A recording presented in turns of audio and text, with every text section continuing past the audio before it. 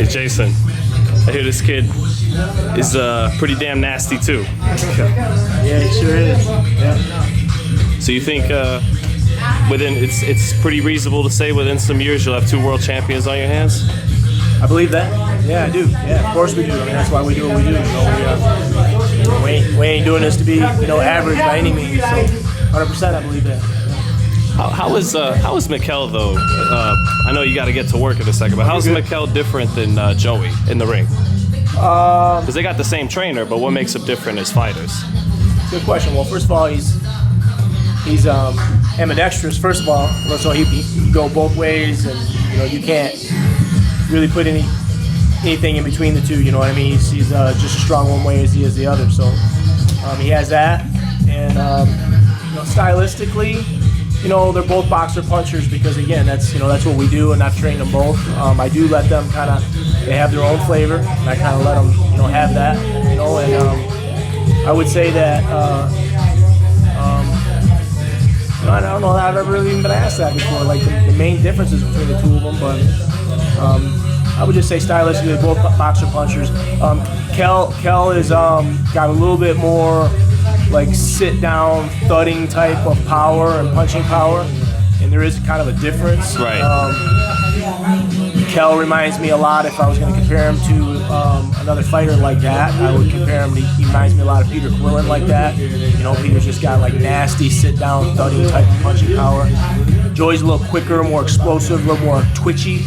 That would be like the main differences off the top of my head, I would say, between the two. But both get the job done. Both good at what they do. Actually, it's funny. I heard Mickel. What's up, young champ? We're talking about you. There's but I heard Mickel actually got some comparisons to Terrence Crawford. I know you said he's ambidextrous. Yeah. Looks very similar to him in the way that he fights. Great counter puncher. But you mix it up too, like nasty when he needs to be, just a lot like Terrence. Yeah, and a lot of people that have watched him have just kind of said that he's just kind of that he reminds a lot of people of Terrence Crawford that way. Yeah. What is it about Michigan too, Jason, that makes these kids? It's not just being from Michigan, but so many great fighters come from there.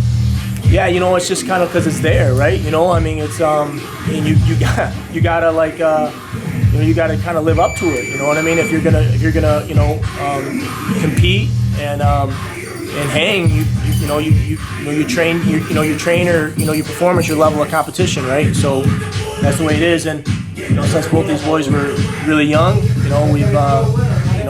we move all over Michigan. We're very involved, with the LBC as amateurs and we're in all the gyms, and we're always finding the best and the next best, and training and sparring, And Michigan's just a great boxing state, man. It puts out a lot of great fighters, and with that comes a lot of great coaching, and with coaches, networking and working off each other. It just kind of happens that way, man. That's the way it is.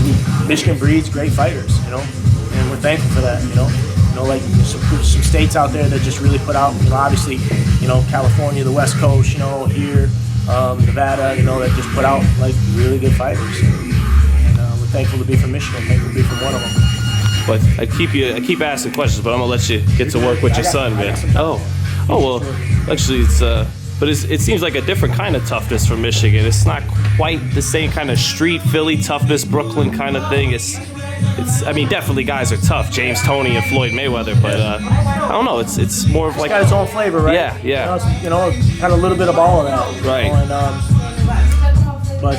Yeah, definitely. It's we fight hard. Michigan fighters fight hard. There's an expectation there when you fight or spar in a Michigan gym or club. There's an expectation. You're gonna put out or get left out. Or get left behind.